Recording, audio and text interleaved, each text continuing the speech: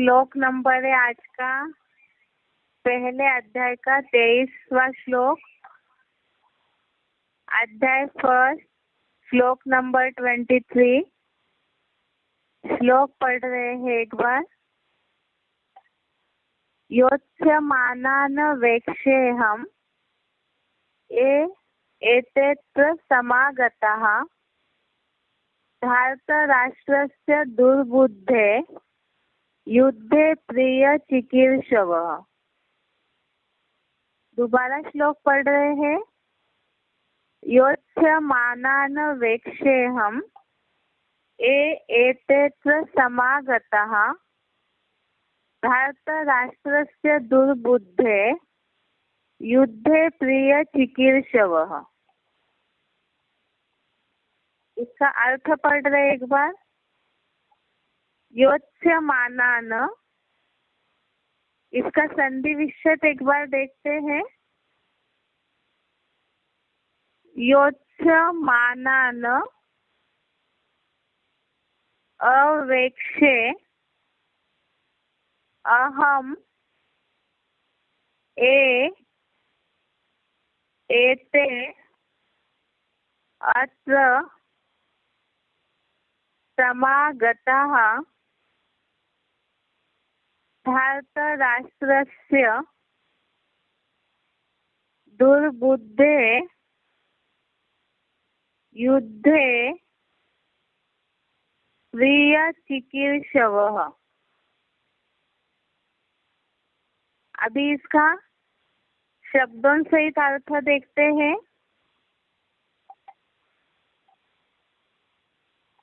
अभी तक हम नए किताब में जो संधि विच्छेद वाले शब्द है वो वाक्यों के हिसाब से देख रहे थे, लेकिन अभी से हम पहले जो संस्कृत शब्द है और उसके लिए जो अर्थ वाला शब्द है वो देखेंगे। उसके बाद वाक्य देखेंगे। उसके बाद फिर जो क्लैरिफिकेशन सहित लिखा हुआ अर्थ है उसे समझेंगे।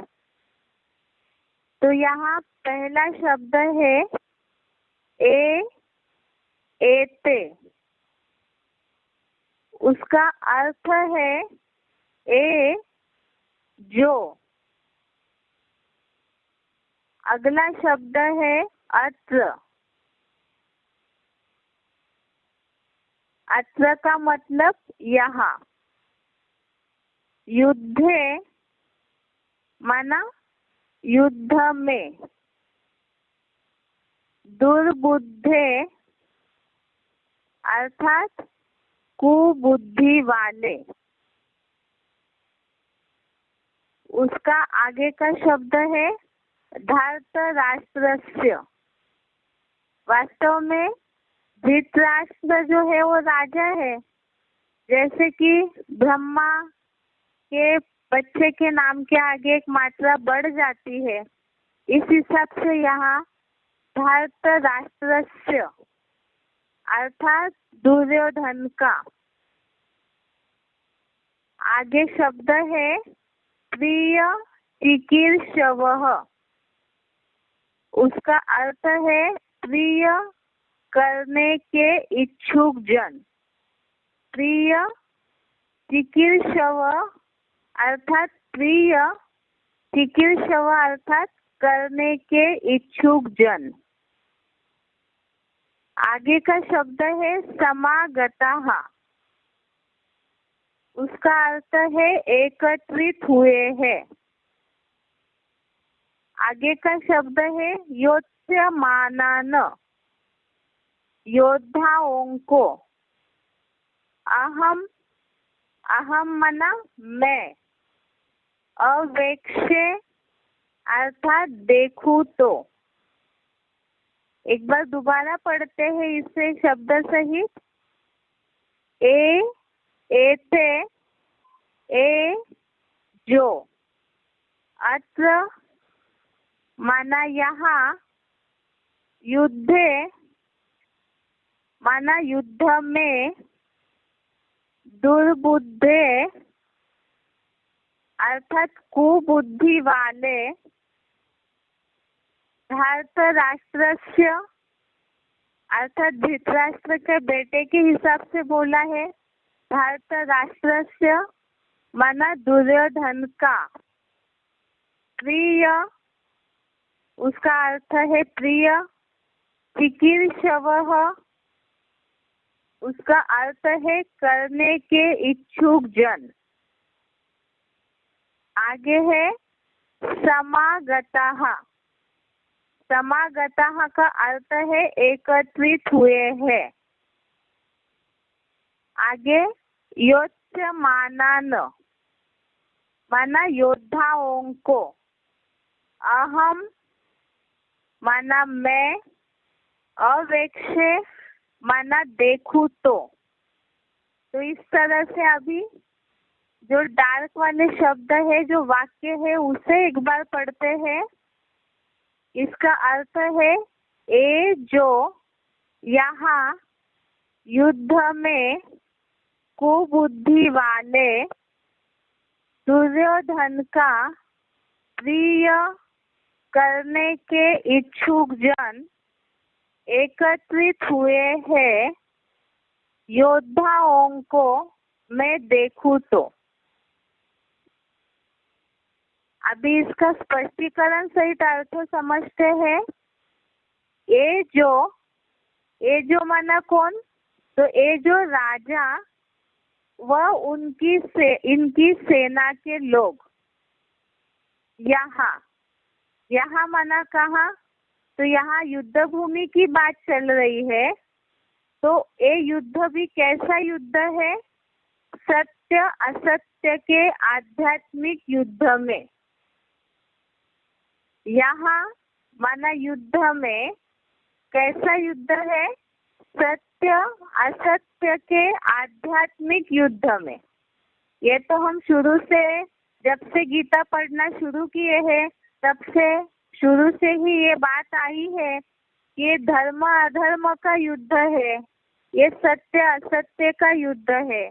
और कौरव पांडव अर्थात जिनमें बहुत दुष्टता भरी है और जिनमें बहुत दैवी गुण भरे हैं, तो दोनों के बीच का युद्ध है। इसलिए यहाँ युद्ध में, कौन से युद्ध में?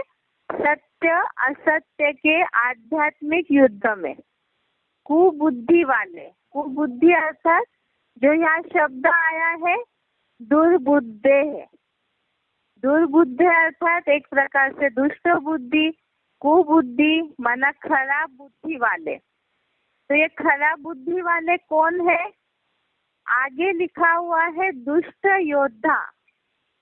दुष्ट योद्धा अर्थात दुष्टता पूर्वक, छल कपट पूर्वक जो युद्ध करता है, तो वो दुर्योधन के लिए बोला है दुष्ट योद्धा दुर्योधन का प्रिय कर्तव्य करने के इच्छुक जन। अर्थात दुर्योधन का प्रिय कर्तव्य करने के इच्छुक जन। दुर्योधन का प्रिय करने के लिए जो इच्छुक है, ऐसे लोग जो है, शुरू का वाक्य हमने पढ़ा कि युद्ध भूमि में ऐसे लोग इकट्ठा हुए हैं। आगे है इस कलयुग के अंतकर्ता कर्म क्षेत्र में मरने के लिए एकत्रित हुए हैं। ये जो शब्द है, ये ऐसे जो युद्ध भूमि में लोग इकट्ठे हुए हैं, तो ये एकत्रित किसके लिए हुए हैं? तो उसका अर्थ बताया है इस कलयुग के अंतकर्ता कर्म क्षेत्र में मरने लिए एकत्रित हुए हैं। इस कलयुग के अंतिम समय में कर्म क्षेत्र में, अंतकर्ता अर्थात जहाँ अंत होने वाला है, ऐसा अंत करने वाले। कलयुग के अंत में ही सृष्टि का अंत होता है, तो इस कलयुग के अंत करने वाले कर्म क्षेत्र में। तो ये तो कर्म क्षेत्र का अर्थ हमने ऊपर भी समझा है कि जो अलग अलग धर्म है, उन धर्मों की जो धारणाएं है और उनके आधार पर जो अलग अलग कर्म कांडों की कर्म भूमि है, तो वो कर्म भूमि ही कर्म क्षेत्र है।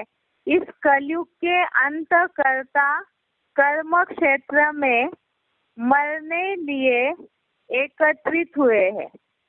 अर्थात ये जो लोग हैं, ये राजा व इनकी सेना के लोग यहाँ माना सत्य असत्य के आध्यात्मिक युद्ध में ऐसे कुबुद्धि वाले दुर्योधन का प्रिय करने के इच्छुक जन इस कलयुग के अंत करने वाले कर्म क्षेत्र में, कर्म भूमि में, अर्थात ये भी एक प्रकार की युद्ध भूमि हो गई। तो ये कर्म के क्षेत्र में, ऐसे कर्मों की युद्ध भूमि में मरने के लिए एकत्रित हुए हैं। ऐसे तो किसको देखना है? ये बात तो अर्जुन बोल रहा है। तो अर्जुन के लिए बात आई कि अर्जुन ऐसे योद्धाओं को देख रहा है। कैसे योद्धाओं को? तो उसका अर्थ बताया, सभी विधर्मों के इन योद्धाओं को मैं देखूं। आगे इसके लिखा हुआ है गीता का 18वें अध्याय का 66वां श्लोक। गीता का अध्याय 18 66वां श्लोक। तो ये जो श्लोक नंबर है गीता के 18वें अध्याय का 66वां श्लोक, ये भूमिका में भी आया है, उसके बाद पहले श्लोक में भी आया है। तो इस श्लोक का एक ही शब्द याद रखना है, आगे भी ये बार बार रेफरेंस आएगा इस श्लोक नंबर का। गीता का 18वें अध्याय का 66वें श्लोक में, 66वें श्लोक में एक शब्द आया है, सर्वधर्मान परित्यज्य। अर्थात वो शब्द इस हिसाब से आया है, जहाँ जहाँ भी सारे धर्म एकत्रित होने की बात आती है तो सारे धर्मों को छोड़ना है। सर्वधर्मान परित्यज्य अर्थात उनका परित्याग करना है। तो यहाँ उस रेफरेंस से ये बात आई है कि ऐसे जहाँ सारे धर्म एकत्रित हुए हैं, सभी विधर्मों के इन योद्धाओं को मैं देखूं। तो अभी इसको फिर से दोबारा पढ़ते हैं पूरा अर्थ को। ये जो राजा व इनकी सेना के लोग यहाँ सत्य असत्य के आध्यात्मिक युद्ध में कुबुद्धि वाले दुष्ट योद्धा दुर्योधन का प्रिय कर्तव्य करने के इच्छुक जन इस कलयुग के अंतकर्ता कर्म क्षेत्र में मरने लिए एकत्रित हुए हैं। सभी विधर्मों के इन योद्धाओं को मैं देखूं। ऊपर का श्लोक हमने जो पढ़ा था 22 नंबर का, उसके अलावा 21 नंबर का, तो 21वें श्लोक में अर्जुन ने भगवान से ये बात बोली है, शिव बाबा से ये बात बोली है कि मेरे शरीर रूपी रथ को कौरव पांडव दोनों सेनाओं के मध्य में गुप्त रूप से सुरक्षा पूर्वक खड़ा करिए। अर्थात उनको, अर्जुन को ये मुकर्रर शरीर, ये जो रथ है, इस शरीर रूपी रथ को दोनों सेनाओं के बीच में खड़ा करने के लिए बोला। क्यों खड़ा करने के लिए बोला? तो 22वें श्लोक में उसके लिए बताया कि मैं अपने सहयोगियों सहित इन कौरवों का निरीक्षण कर सकूं, जो युद्ध के लिए बहुत उत्सुकता से, क्यूरियोसिटी से एक्टिव होकर के सक्रिय जो हुए हैं, ऐसे सारे योद्धाओं को अर्जुन को देखना है। इसके साथ साथ ही ये बात बताई है 23वें श्लोक में, ये जो राजा व इनकी सेना के लोग, अर्थात कौरव सेना के जो लोग हैं और दुर्योधन को ही, यहाँ दुर्योधन ही तो सारी सेना को इकट्ठा किया है। ये राजा व इनकी सेना के लोग यहाँ युद्ध भूमि में सत्य असत्य के इस आध्यात्मिक युद्ध भूमि में कुबुद्धि वाले अर्थात खराब बुद्धि वाले, दुष्ट बुद्धि वाले, और साथ में ही क्या, दुष्ट योद्धा दुर्योधन का। अर्थात ये जो सेना के लोग हैं, एक तो सत्य असत्य के आध्यात्मिक युद्ध में कुबुद्धि वाले हैं, दुष्ट या खराब बुद्धि वाले हैं, और ऐसे ही साथ साथ दुर्योधन का प्रिय करने के इच्छुक भी है। जो दुष्ट योद्धा करने वाला दुर्योधन है, उसका ही शुभ करने के इच्छुक है। तो ऐसे जो कौरव सेना की सेना वाले हैं, जो इस कलयुग के अंत करने के कर्म क्षेत्र में मरने के लिए एकत्रित हुए हैं। अर्थात उनको ये परवाह नहीं है कि हम जिएंगे या क्या होगा, तो खास मरने के उद्देश्य से ही जो इस युद्ध भूमि में एकत्रित हुए हैं, ऐसे सभी विधर्मों के इन योद्धाओं को मैं देखूं। अर्थात तो अपने सहयोगियों के साथ ये सारे जो भी विधर्मी है, जो लेफ्टिस्ट राइटिस्ट जितने भी 10 धर्म बताए, उसमें सूर्यवंश और चंद्रवंशियों को छोड़ के सबको ही विधर्मी बताया जाता है। तो ऐसे जो भी विधर्मी है, ऐसे योद्धाओं को मैं देखूं। इस तरह से ये फर्स्ट अध्याय का 23वां श्लोक हो गया। अभी एक बार इसका उच्चारण और इसका अर्थ सुनते हैं। योच्यमानान् वीक्षेऽहं य एते प्रसमागताः धार्तराष्ट्रस्य दुर्बुद्धे युद्धे प्रियचिकीर्षवः। जो ये राजा व इनकी सेना के लोग यहाँ सत्य असत्य के आध्यात्मिक युद्ध में दुष्ट बुद्धि वाले दुष्ट योद्धा दुर्योधन का प्रिय कर्तव्य करने की इच्छा वाले अब कलियुग के अंतकर्ता कर्म क्षेत्र में मरने लिए एकत्रित हुए हैं, उन सभी धर्मों के इन योद्धाओं को मैं देखूं तो देखिए गीता के 18वें अध्याय का 66वां श्लोक।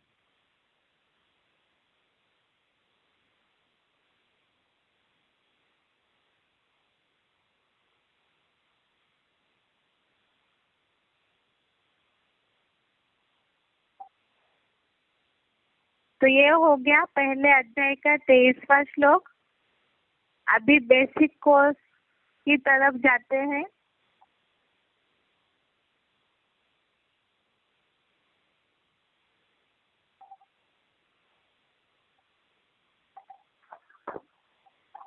कल हमने बेसिक कोर्स में बुद्धि का टॉपिक शुरू किया है।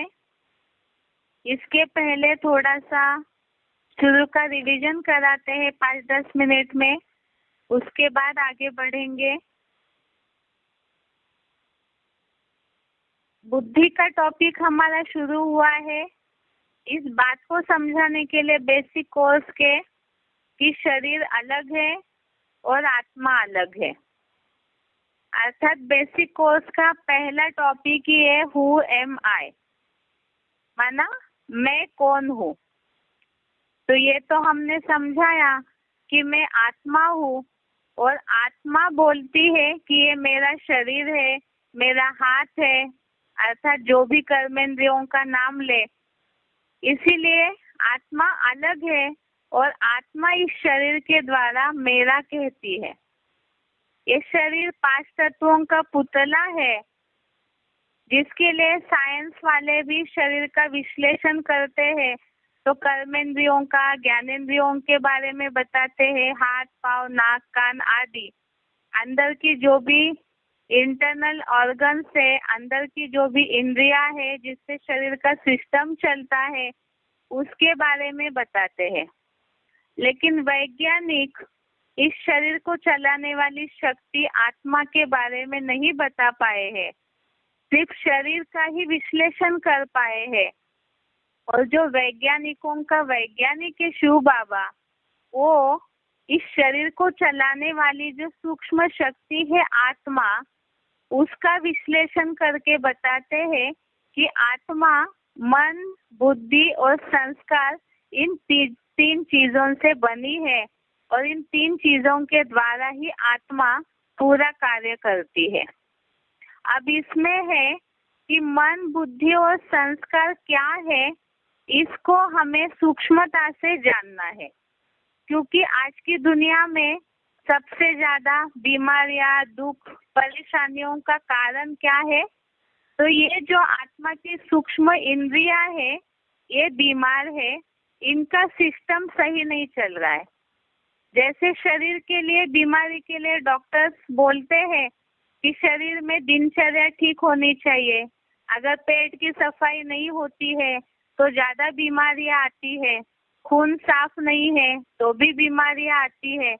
तो इसी तरह से आत्मा की ये जो सूक्ष्म शक्तियां है, मन, बुद्धि और संस्कार, इन तीनों का आपस में सही तालमेल न होने के कारण ही परेशानियां, दुख, दर्द झेलना पड़ता है।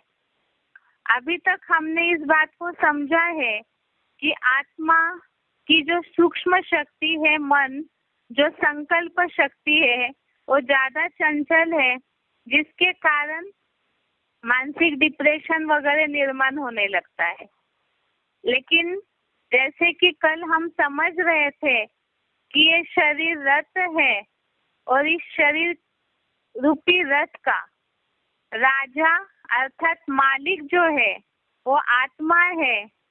शरीर की जो कर्मेंद्रिया, ज्ञानेंद्रिया है, तो ये इंद्रिय रूपी घोड़े हैं और इन घोड़ों का लगाम जो है, रस्सी जो है, वो मन है। और उसको पकड़ने वाला, रस्सी को पकड़ के इस शरीर का जो सारथी है वो वास्तव में बुद्धि है। तो इसीलिए ही ये बुद्धि जो सारथी है, अगर ये सही रहेगी तो मन चंचलता नहीं करेगा। तो खास बात अगर विज्ञान के हिसाब से समझेंगे, जैसे कि हम ज्ञान के हिसाब से समझते हैं कि बुद्धि रूपी हाथ है, बुद्धि रूपी पेट है, तो इस बुद्धि रूपी पेट की अच्छे से सफाई होना जरूरी है, जिससे कि मन में जो संकल्पों का खून बहता है, तो ये खून भी शुद्ध चलेगा, साफ सुथरा चलेगा। मन के संकल्पों में पॉजिटिविटी रहेगी, सकारात्मकता रहेगी। हमेशा मन अच्छा ही सोचेगा, अच्छे संकल्प करेगा, तो दुख दर्दों का अर्थात जो बीमारी है, मानसिक परेशानियां है, तो सारी अपने आप ही नष्ट हो जाएगी। जैसे कि ये करने के लिए भी क्या जरूरी है कि हमारे अंदर कोई दुख, दर्द, परेशानियां ही ना आए। जैसे कि चोर किसी के घर में न घुसे, तो इसके लिए गेट पे पहरा देना जरूरी है। गेट लगा हुआ हो, पहरा देने वाला पहरेदार भी चौकस हो, अच्छा हो, तो चोर अंदर घुसेंगे ही नहीं। तो मन में जो निगेटिव संकल्प, व्यर्थ संकल्प आते हैं, क्योंकि मन तो घोड़े की तरह चंचल है बताया, वो तो दौड़ते ही रहेगा। तो इसीलिए ही ये जो घोड़ा है मन चंचल, तो इसमें कोई भी गलत संकल्प रूपी चोर प्रवेश ही न करे। तो जिसके लिए बुद्धि का जो पहरेदार है, बुद्धि अगर अलर्ट रहेगी तो मन में कोई संकल्प ही नहीं आएंगे। जिसके लिए हमने मन के टॉपिक में शुरू में जो हमने आत्मा और शरीर का अंतर समझा है, उसमें हम इस बात को समझते हुए आए हैं कि आत्मा के ऊपर लेपछेप चढ़ता है। क्यों? आत्मा प्रकृति के, शरीर जो धारण करती है प्रकृति के द्वारा बना हुआ पंच महाभूतों का पुतला, तो उसमें सत, रज, तम, सतो प्रधानता, रजो प्रधानता, तमो प्रधानता, इन तीनों गुणों का असर प्रकृति पे होता है। क्योंकि इस सृष्टि पे जो भी आते हैं उनको चार अवस्थाओं से तो गुजरना ही है। अब जब शरीर अर्थात प्रकृति चार अवस्थाओं से गुजरेगी, इंद्रियों के द्वारा कर्म करेगी, तो इंद्रिया जो सुख चाहती है, इन तीन गुणों में प्रभावित होकर, सत्व, रजो और तम, इन तीन गुणों में प्रभावित होकर इंद्रिया जो सुख की ओर दौड़ते हैं, तो उसका प्रभाव ही मन को वो बलपूर्वक खींच लेते हैं अपने सुखों की ओर। अर्थात इंद्रिया जहाँ सुख भोगना चाहेगी, मन उन सुखों में आसक्त होता है, और जब मन सुखों में आसक्त होता है तो वो बुद्धि को भी हर लेता है, माना बुद्धि को भी अपने प्रभावित कर लेता है, खींच लेता है। और ऐसे अगर बुद्धि प्रभावित हो जा रही है, अर्थात चोरों को घुसने का मौका दे रही है, और जब बुद्धि प्रभावित हो जाती है, अर्थात निर्णय शक्ति, परखने की शक्ति या समझ शक्ति को ही बुद्धि कहा है। क्या अच्छा है, क्या बुरा है, इसका अगर बुद्धि निर्णय नहीं कर पा रही है, अर्थात ही बुद्धि में वो ज्ञान नहीं है। समझ शक्ति माना ज्ञान, और बुद्धि में वो ज्ञान नहीं है, तभी ही मन जहाँ भी खींच के ले जाता है, बुद्धि वहाँ जा रही है। इसका मतलब बुद्धि को जैसे कल बताया था, बुद्धि राजा है और वो अपने मन, मंत्री, इंद्रिय रूपी सैनिकों के अधीन हो रहा है, तो राज्य का तो नाश होना निश्चित है। इसीलिए यहाँ जो बताया जाता है, आत्मा जो है वो बुद्धि रूपी राजा के द्वारा अगर सही रीति से कार्य चलाती है तो राज्य में गड़बड़ नहीं होगी, ना ही अशांति होगी। तो मूल है मन के अशांति का, शरीर की बीमारी का, जीवन के दुख परेशानियों का कारण है बुद्धि में समझ नहीं है, ज्ञान जिस तरह से होना चाहिए वो ज्ञान नहीं है, और इसीलिए ही सारी समस्याएं निर्माण होना शुरू हो जाता है। इसीलिए जरूरी है, जैसे सभी लोग तो जानते हैं फिल्टर होता है, तो उसमें पानी जब फिल्टर होते रहता है, पानी फिल्टर होना तब कम हो जाएगा जब औरों का जो कैंडल है उस पे कचरा जम जाए, इसलिए उसको सफाई करना जरूरी है। तो इसी तरह से यहाँ भी मन में बार बार संकल्प गलत आ रहे, व्यर्थ संकल्प आ रहे, चंचलता आ रही है, तो ये बुद्धि की सफाई जरूरी है।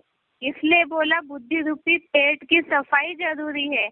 अगर ये बुद्धि रूपी पेट, बुद्धि साफ हो जाए, इसके ऊपर जो मैल चढ़ रहा है अज्ञानता का, गलत बातों का, अंधश्रद्धा का, परंपराओं का, तो ये सारा जो मैल है गलत बातों के प्रभाव का, तो ये सारा मैल अगर हम हटा दे, बुद्धि की अच्छे से सफाई करे, तो वो अपना पहरा ठीक से देगा, अपने मंत्री को, सैनिकों को ठीक से कंट्रोल में रखेगा, तो जीवन में असफलता आएगी ही नहीं। जैसे कि कल इस बात का उदाहरण दिया था कि ड्राइवर को अगर सही रास्ता पता नहीं है, रास्ते का ज्ञान नहीं है, तो एक्सीडेंट तो जरूर करेगा।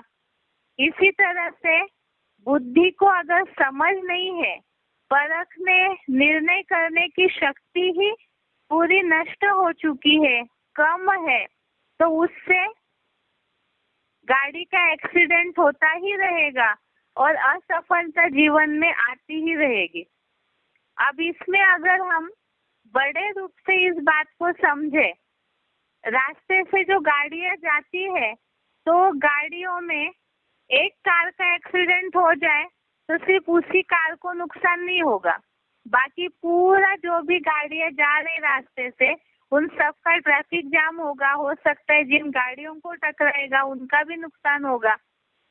तो इसी तरह से हम जिस समाज से जुड़े हुए हैं, हम जिनसे भी साथ जुड़े हुए हैं, तो सभी का ही हमारे निर्णय शक्ति के कारण, बुद्धि की गंदगी के कारण नुकसान हो जाता है। क्योंकि मनुष्य समाजशील प्राणी है, तो यहाँ सभी अगर अपने बुद्धि पे सही पहरा दे, मन में कोई व्यर्थ संकल्पों को आने ही न दे, बार बार टटोलते रहे, तो ऑटोमेटिकली ही जीवन सफल होता रहेगा। और जो खास बताया है कि इंद्रिय सुखों की ओर जो दौड़ रहा है मन बार बार, तो ये बात बुद्धि में बैठ जाए बुद्धि की एकाग्रता से, बुद्धि की सफाई से, कि बुद्धि से ग्रहण करने वाला जो सुख है, वाइब्रेशन का सुख, जो बुद्धि की स्थिरता और एकाग्रता से आएगा, तो वही एक अंतिम परम लक्ष्य है। तो उससे फिर ऑटोमेटिकली ही मनुष्य जीवन स्थिर हो सकता है। इसीलिए ही जरूरी है कि हम बुद्धि को सही रखें, जिसके लिए हमने कल समझा था कि मुट्ठी में है तकदीर तुम्हारी। तो ये बुद्धि रूपी जो हाथ है, इसके निर्णय शक्ति, समझ शक्ति पर ही तकदीर हमारी नुंदी हुई है, भाग्य हमारा नुंदा हुआ है। लेकिन होता क्या है, मनुष्य जीवन में मनुष्य इस तरह से हो गया है कि वो जीवन में कई बार न समझ होने के कारण या अज्ञानता होने के कारण औरों को दोष देते रहता है। लेकिन वास्तव में हम जो अपने गलत या सही निर्णय जैसे भी लेंगे बुद्धि की सफाई के आधार से, तो उसी आधार से हम अपना भाग्य बनाते भी है और बिगाड़ते भी है। जिसके लिए हमने कल समझा है कि आत्मा अपना मित्र खुद है और आत्मा अपना शत्रु भी खुद ही है। जिसके लिए कल इस कहावत को समझा था, जहाँ सुमति वहाँ संपत्ति नाना, जहाँ कुमति वहाँ विपत्ति निधाना। अगर अच्छी बुद्धि, सुमति माना, मति माना बुद्धि, अच्छी बुद्धि है तो वहाँ सब कुछ भरपूर रहेगा, और कुबुद्धि है तो सब कुछ होते हुए भी उसका उपयोग करना नहीं आएगा, तो सब नष्ट हो जाएगा। और कुबुद्धि है, खराब बुद्धि है, तो भरपूरता कभी भी नहीं आएगी, क्योंकि कमाने की समझ ही नहीं है, तो कमाई कैसे करेंगे। इसीलिए ही जहाँ सुमति वहाँ संपत्ति नाना, जहाँ कुमति वहाँ विपत्ति निधाना। तो जो है उसे टिका कर रखने के लिए भी हमारे पास अच्छी बुद्धि चाहिए। इसीलिए ही आत्मा अपना शत्रु भी खुद ही है और आत्मा अपना मित्र भी खुद ही है। जिसके लिए हमने कल गीता का एक श्लोक समझा था।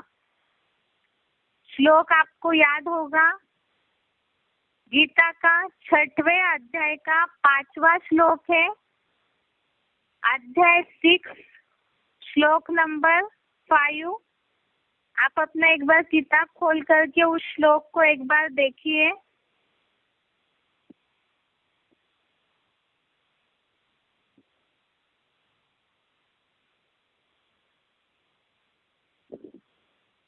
ये श्लोक है,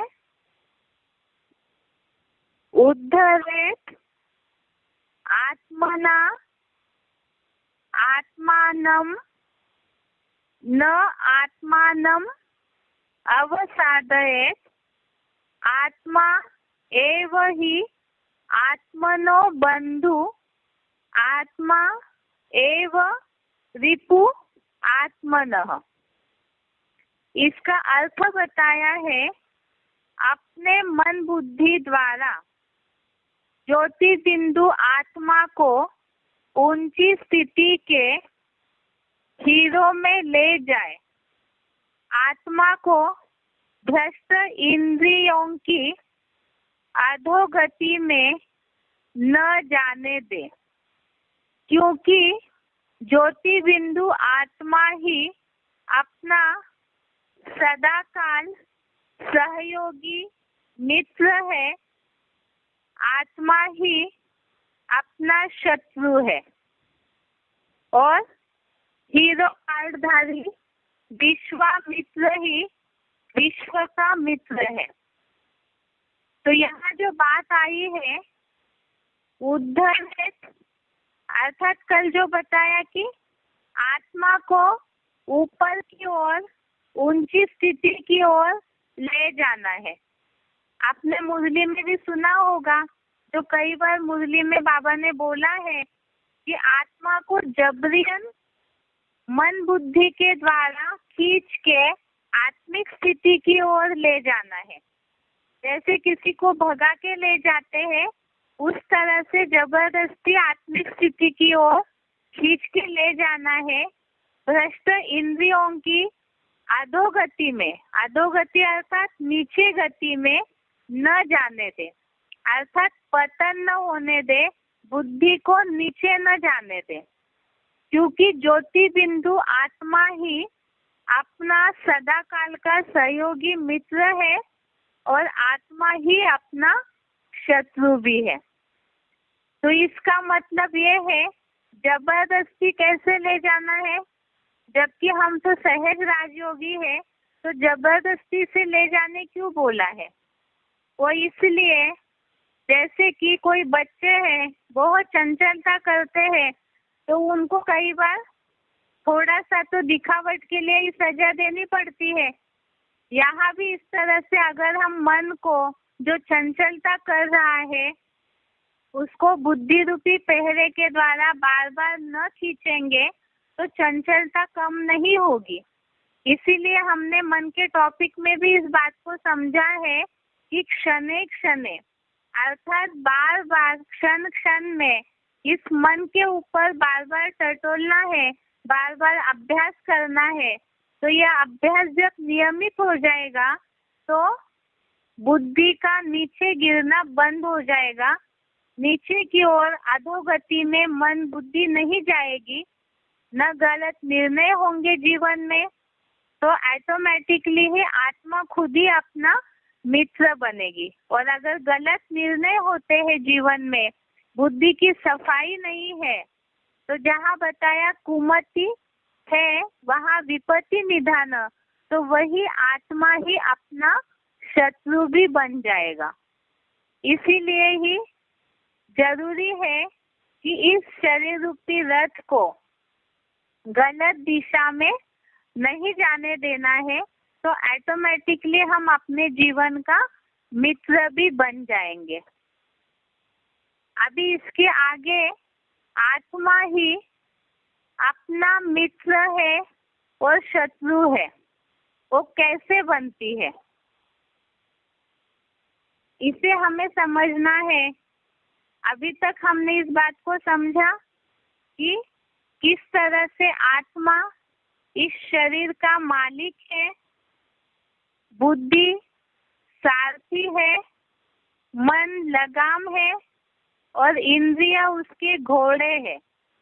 बुद्धि राजा है, मन मंत्री है और इंद्रिया सैनिक है। तो इसीलिए मन को भी कंट्रोल में रखना है, तो सैनिक भी अपने आप ही कंट्रोल में आ जाएंगे। अब हमें समझना है इस बात को कि आत्मा मित्र और शत्रु किस कारण से बनती है। ये तो समझा हमने कि आत्मा अपना मित्र और शत्रु भी है, जो अभी अभी श्लोक समझा, 6वें अध्याय का 5वां श्लोक, 6 अध्याय का 5वां श्लोक, इसमें बताया है जीवात्मा अपना मित्र और शत्रु है। अब वो कब और कैसे बनती है, इसके लिए हमें आगे समझना है।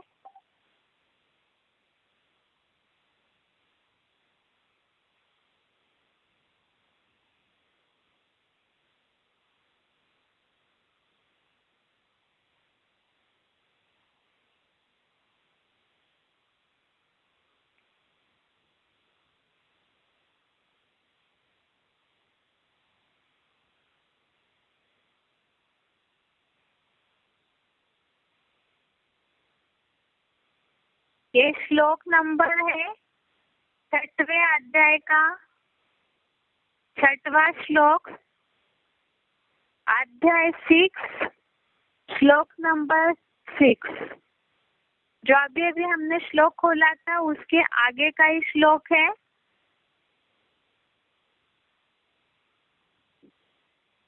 आप एक बार अपने किताब में देखिए।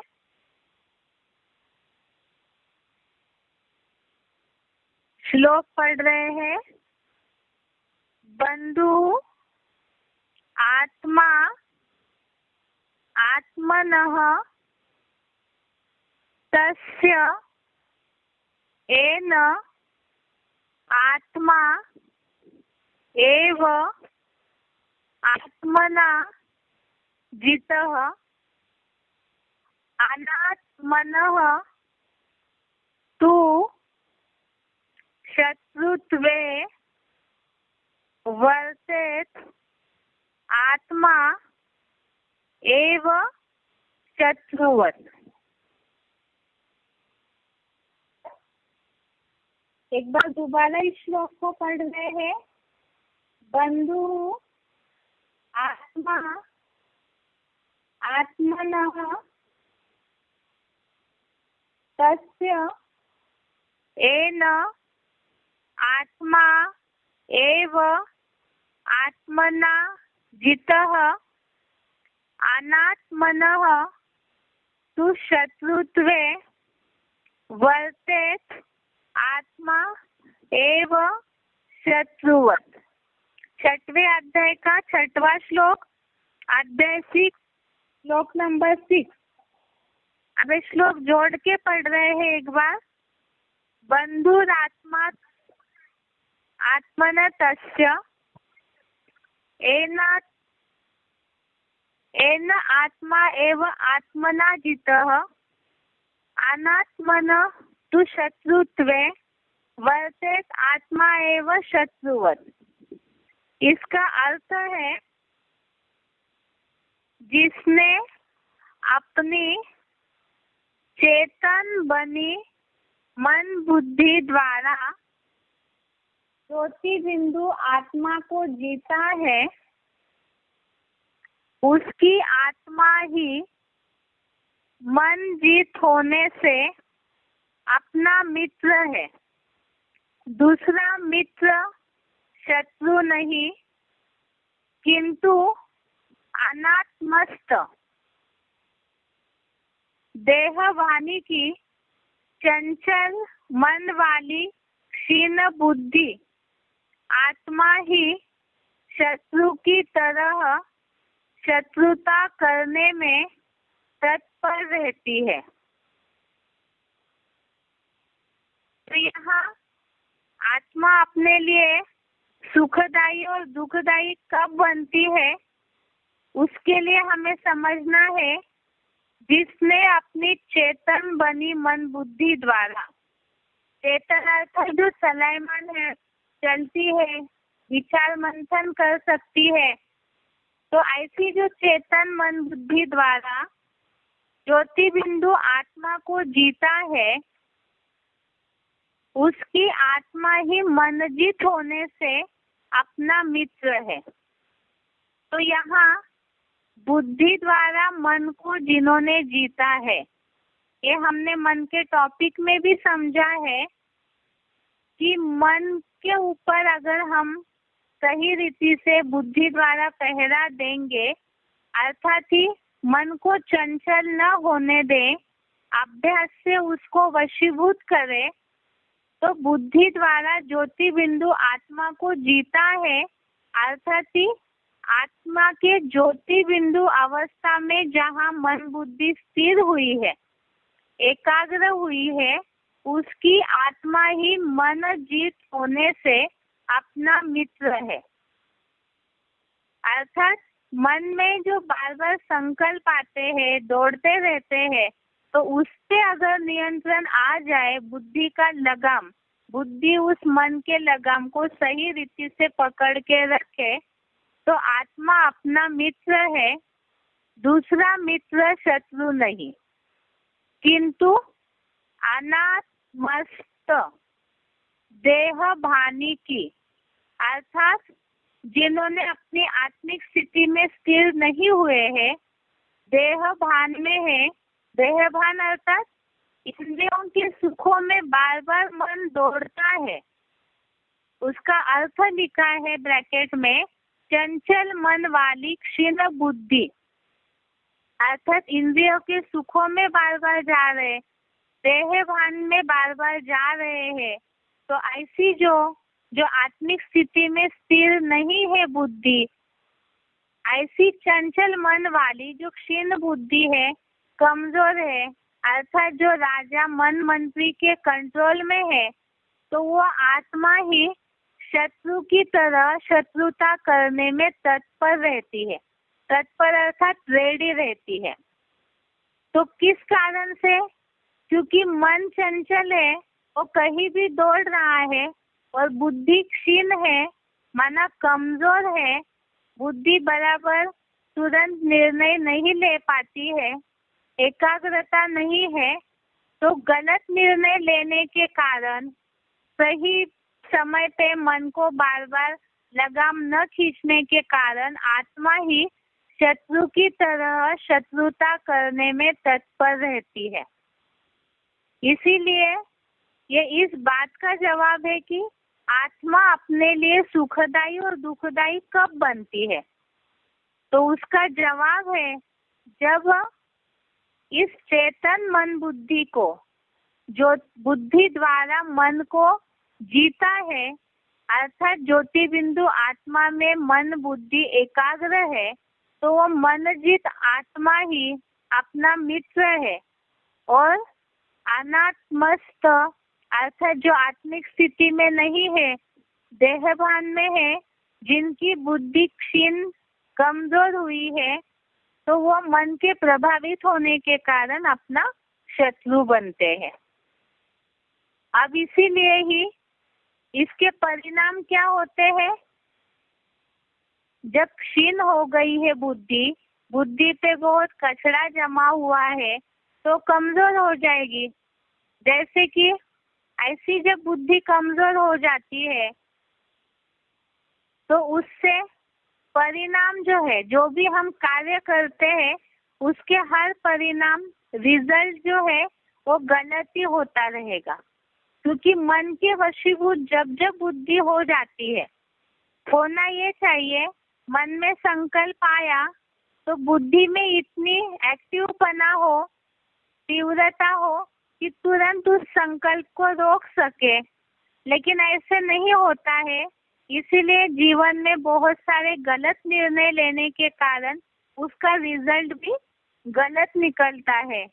और ऐसे जो गलत निर्णय लेते हैं, तो उससे पाप बनता है, और पाप का लेप छेप चढ़ने के कारण ही दुख निर्माण होते हैं, और दुखों के कारण ही वास्तव में बुद्धि में अज्ञानता है, बेसमझी है। तो इस अज्ञानता के कारण ही आज मनुष्य ज्यादा दुखी है। क्यों? क्योंकि हम ढेर सारी बातों की, जो बताया है कि जब तुम्हारी बुद्धि इस सुनी सुनाई बातों के मोह रूपी कीचड़ से पार हो जाएगी, तब ही तू परम वैराग्य को पाएगा।